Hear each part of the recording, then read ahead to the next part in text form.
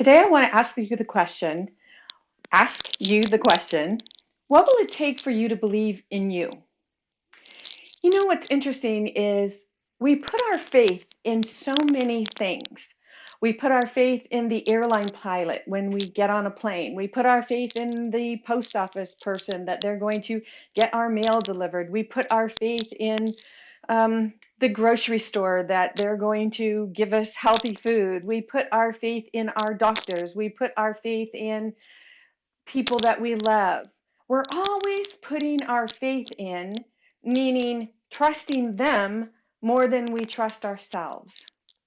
So my question today, this is like this burning question that I've had this morning, is what will it take for you to believe in you?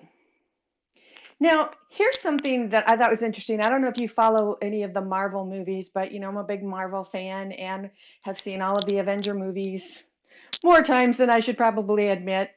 But there's a spinoff now, and Captain America is no longer Steve Rogers, and now they have this new Captain America. And one of the things that they said in this spinoff is we need to give the world hope. We need to give them something to believe in. So we're bringing back Captain America. But they didn't bring back Captain America. They found someone to play the part of Captain America. And that got me thinking that how often do we say, I need something to believe in? And yet, we are given miracles every single day.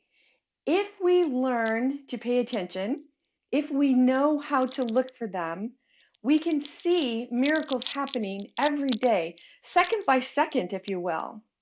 And yet, we're always telling ourselves, I need something to believe in. So, what would it take for you to believe in you? Do you have to have an outside person, a superhero, someone who's doing something fabulous so that you can stand back and say, wow, that person is amazing. I want to be like that person. What if you be like you? I know that's not grammatically correct, but you be you. I love that saying. You be you, homie.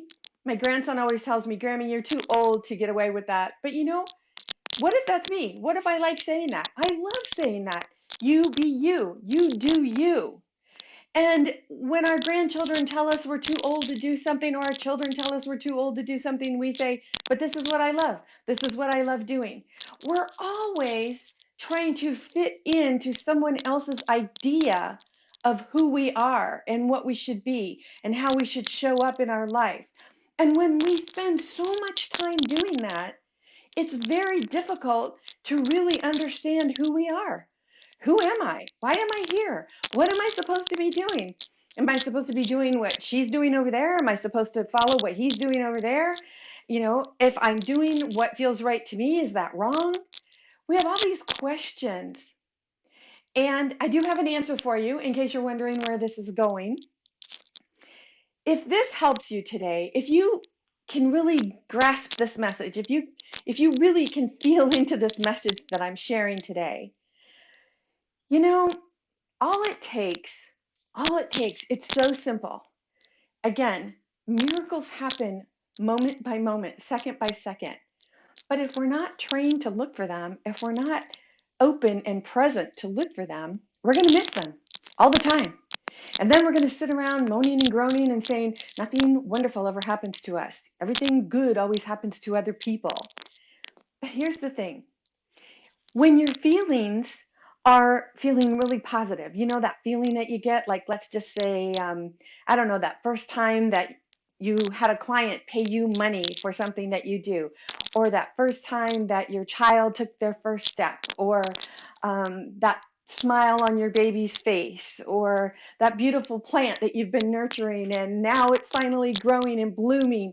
Whatever those feelings are that really light you up, that really put a buzz inside of you and you vibrate and you're like, yeah, this feels really good.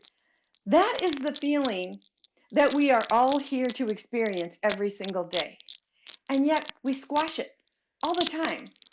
And the way that we squash it is because we're always saying, when is something good going to happen to me? When am I going to find out my value? When am I going to learn my worth?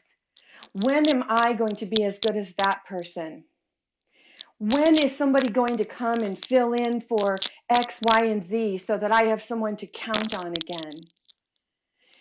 I find it very interesting that a lot of these spiritual leaders that were leading and paving the way for us in the 50s, 60s, 70s, 80s, 90s, and even the 2000s are no longer with us. They've transitioned.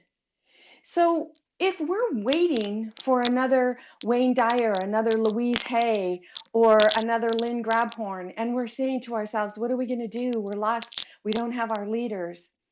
We're forgetting something. There are so many of us who were taught by these people. And why do we have teachers? We have teachers so that they can instill in us and hold up a mirror and say, look who you are. Look what you have to share with the world. Go out and share you with the world.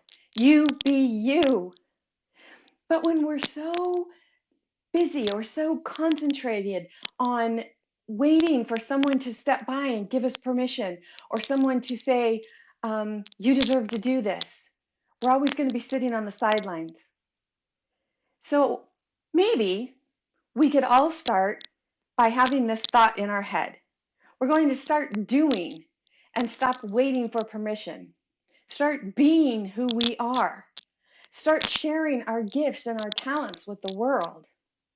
Does that sound exciting? Because it sure sounds exciting to me. I love sharing me with the world because I love me. And I can tell you something, it took me a very long time to be able to say that.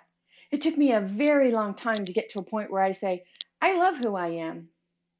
Now, don't get me wrong. That doesn't mean that there are certain people in my life who can't say something that just like shreds my self-confidence. And it might take me a minute or two to like say, okay, where's that coming from? But that's the goldenness that I have learned, that once somebody tries to shred me, I no longer stay shredded.